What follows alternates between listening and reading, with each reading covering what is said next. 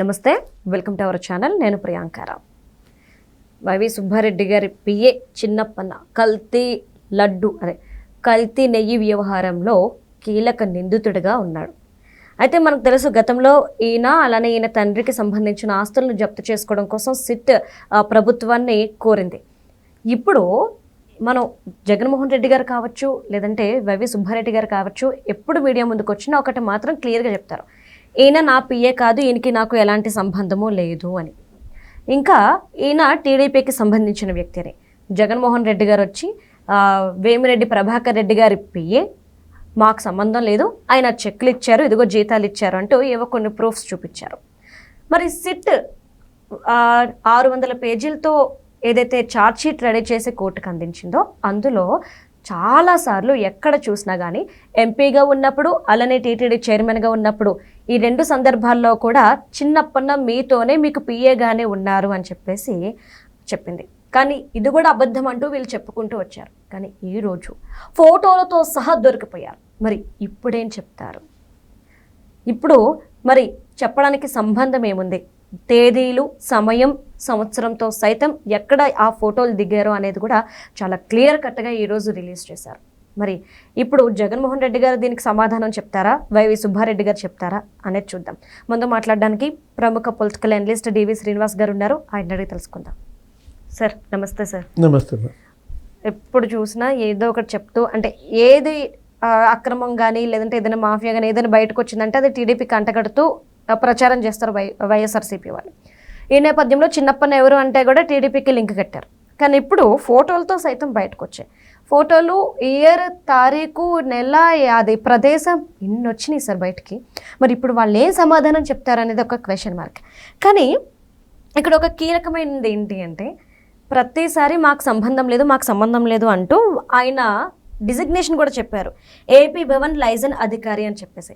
మరి AP liaison అధికారి అయితే గనక ఆయన ఉండాల్సింది ఢిల్లీలో కదా, మరి ప్రతి చోట ఈయన ఎక్కడికి వెళ్తే అక్కడ ఎందుకు ఉన్నారనే ఒక క్వశ్చన్ రేజ్ అయింది. మరి దీనికైనా సమాధానం చెప్తారా వాళ్ళు? అంటే చిన్నప్పన్న ఇవాళ సుబ్బారెడ్డి ఆత్మ. ఇప్పుడు గతంలో మనం చూసాం ఏంటి, రాజశేఖర రెడ్డికి ఆత్మ కేవీపీ రామచంద్రరావు అనేవాడు. అంటే వైఎస్ఐ చెప్పాడు అప్పట్లో, నా ఆత్మ కేవీపీ అనేవాడు. అంటే ఇప్పుడు అట్లాగే ఇవాళ చిన్నప్పన్న సుబ్బారెడ్డికి ఆత్మ. ఎందుకంటే మనకు కనపడుతున్నాయి ఫోటోలతో సహా. ఇవాళ మరి ఒక పత్రిక స్పష్టంగా ఏ రోజు ఎక్కడ మరి ఇద్దరు ఉన్నారు మనం చూసాం. విశాఖపట్నంలో సుబ్బారెడ్డికి సన్మానం చేస్తుంటే ఆ ఫోటోలో మరి ఏది కన్నవరాజు పక్కనే వెనక సుబ్బారెడ్డి వెనక నుంచుని ఉన్నాడు. ఏది మనం ఎన్నో తారీఖు అది 2023 డిసెంబర్ 15. నెక్స్ట్ 2023 డిసెంబర్ 15 విశాఖ విమానాశ్రయంలో. 2024 ఫిబ్రవరి 11 కనకదుర్గమ్మ ఆలయంలో పూజల సందర్భంగా సుబ్బారెడ్డి గారు వాళ్ళ మేడం ఎవరు, స్వర్ణ మేడం పక్కనే నుంచుని ఉన్నాడు.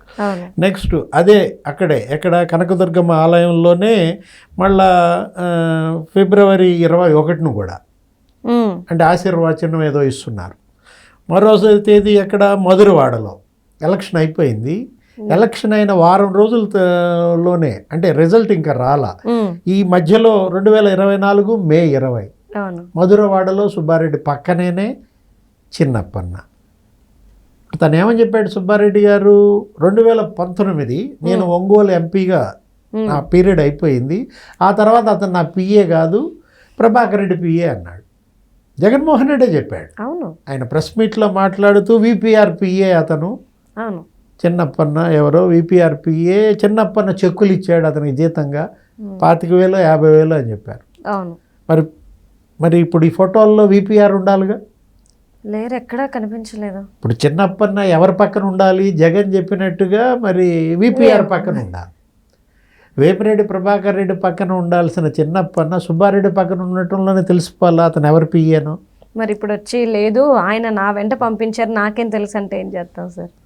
అంటే ప్రభాకర్ రెడ్డి రాలేక తన పియ్యని నా వెంట పంపాడని చెప్తాడా? ఇంకా ఆప్షన్ లేదు సార్. స్పష్టంగా బయటకు వచ్చింది అజయ్ కల్లం సిఫారసు.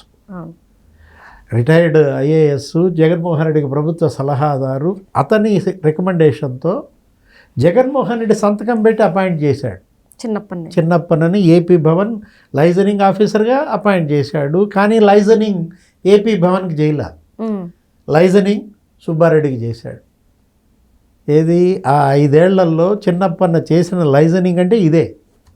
ఏది బోలే బాబా, ఆ విపుల్ జైన్, ఆ పొమ్మిల్ జైన్ని పిలిపించటం, బెదిరించటం. కిలోకి ఎంత, 25 రూపాయలు ఇస్తావా చస్తావా.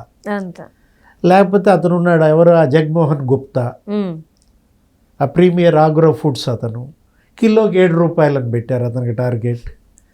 వసూలు చేస్తారా లేదా? ఇప్పుడు ఆ 50 లక్షలు పట్టించాయి. ఏది చిన్నప్పనన్ను పట్టించింది ఆ 50 లక్షలు అతని అకౌంట్లో పడ్డాయి. ఆ Premier Agro Foods Jaganmohan Gupta వేసినటువంటి 50 లక్షలు ఇవాళ చిన్నప్పన్నను కాదు సుబ్బారెడ్డినే పట్టించాయి. కాకపోతే తెలివిగా సుబ్బారెడ్డి జారిపోతున్నాడు, ఒంటి నిండా ఆమోదం పట్టించాడు. అసలు బ్యాంకు లావాదేవీలు అడిగితే ఇవ్వడు. 4,68,00,000 ఇతను ఎవరు చిన్నప్పన్న బ్యాంకు లావాదేవీల్లో 4,63,00,000 మాయమయ్యాయి. ఎంత మిగిలింది? 5 లక్షలే. ఆ 4,63,00,000 ఎవరి ఖాతాల్లోకి వెళ్ళాయి అనేది తెలసాలి. మీ యాక్సిస్ బ్యాంక్ లావాదేవీలు ఇవ్వండి అంటే అవి నా ప్రైవసీ అన్నాడు. స్వర్ణ మేడంని అడిగినా ఇవ్వలేదు. అసలు చివరికి అసలు కోర్టుకి వెళ్ళారు. ఏది మేము అసలు యాక్సిస్ బ్యాంక్ లావాదేవీలు ఇవ్వమంటే కోర్టు కూడా మరి మధ్యస్థంగా చెప్పింది. ఇప్పుడు తీసుకున్నారు కదా కొన్ని, తీసుకున్నంతవరకు ఎంక్వైరీ చేయండి, తర్వాత చూద్దాం. ఇప్పటికైనా ఆ మిగిలిన యాక్సిస్ బ్యాంక్ లావాదేవీలు ట్రాన్సాక్షన్ ఈ పీరియడ్లో ఏది 2019-24 సుబ్బారెడ్డి యాక్సిస్ బ్యాంక్ అకౌంట్ ఇవ్వాలి. స్వర్ణ మేడం యాక్సిస్ బ్యాంక్ అకౌంట్ కనుక ఇస్తే అప్పుడు తెలిసిపోతుంది 4,63,00,000 ఎక్కడికి వెళ్ళాయి, ఎవరెవరి దగ్గర వసూలు చేశారు. ఇదంతా హవాలా. ఎవరా? ఆశీష్ అగర్వాల్. చాందినీ చౌక్లో ఆ షాప్ నెంబర్ 304లో ఏం జరిగింది, ఇవన్నీ బయటికి రావాలా. ఎవరా? రిషబ్ జైన్. ఇప్పుడు ఆ రిషబ్ జైన్కి మీకు ఏంటి సంబంధం?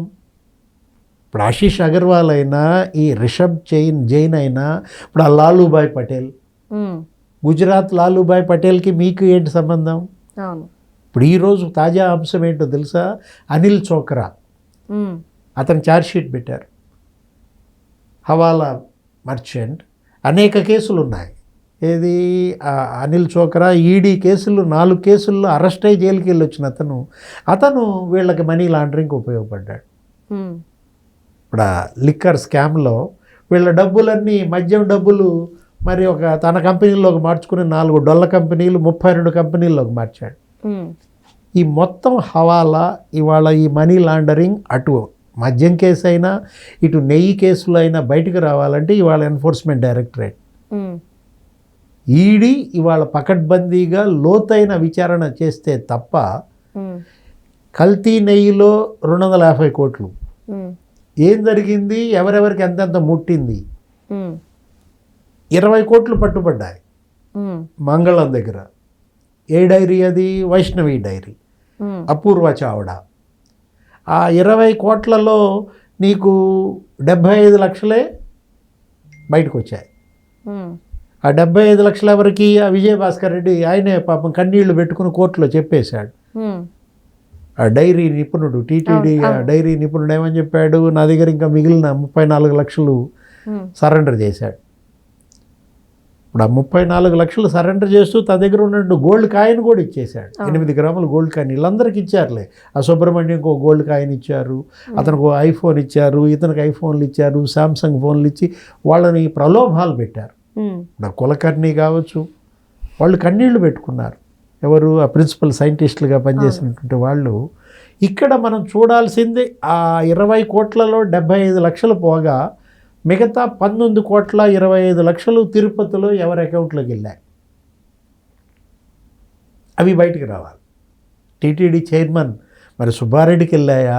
లేదు అతని బినామీ ఇప్పుడు ఆత్మ ఎవరు? ఈ చిన్నప్పన్న అతని బ్యాంక్ అకౌంట్లో పడ్డ 4,68,00,000 ఇవేనా 20 కోట్లలో అమౌంటా? లేదు ఇంకా భూమన కరుణాకర్ రెడ్డి ఎవరైనా తర్వాత సుబ్బారెడ్డి తర్వాత ఒక సంవత్సరం చైర్మన్గా చేసిన ఆయన. అవును. ఆయన మాట్లాడితే కర్పూరం అర్పుతుంటాడు.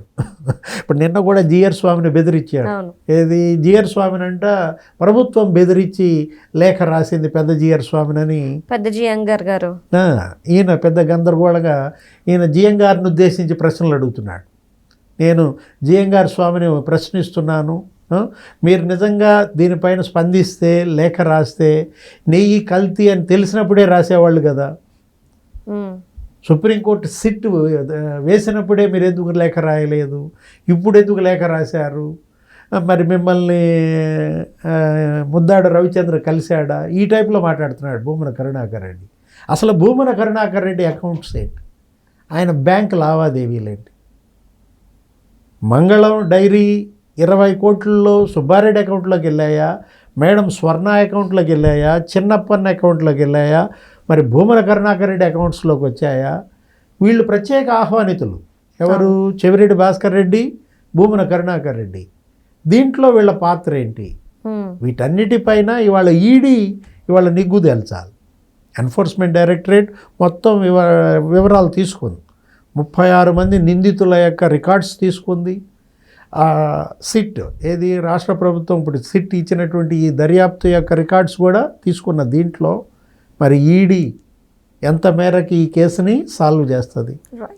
ఇప్పుడు సుబ్బారెడ్డి మరి లేకపోతే చిన్నప్పన్న ఆ బంధాన్ని బయట పెట్టగలదా? అతను కొన్న 15 ప్లాట్లు విశాఖపట్నంలో ఒక 50,000 జీతగాడు, జగన్ చెప్పినట్టు 25,000 జీతగాడు నిజం చెప్పాలంటే. లేదు ఏపీ భవన్లో పెట్టినా ఎంత పెడతారు? 5 ఏళ్ళు అతనికి వచ్చిన జీతం 65 లక్షలు అయితే ప్రభుత్వ పరంగా, మరి 15 ప్లాట్లు ఎలా కొన్నాడు విశాఖపట్నంలో? అంతేగా. ఇక్కడే కనపడుతున్నాయి, ఈ ఫోటోలే చెప్తున్నాయి కదా నీకు. అవును. మధురవాడ ఫోటో చెప్తోంది, విశాఖ ఎయిర్పోర్ట్ ఫోటో చెప్తోంది, బెజవాడ కనకదుర్గమ్మ అక్కడ ఫోటోలు బయట పెడుతున్నాయి. ఆ 15 ప్లాట్లు ఎవరయ్యో? Right. Thank you so much sir. నమస్తే.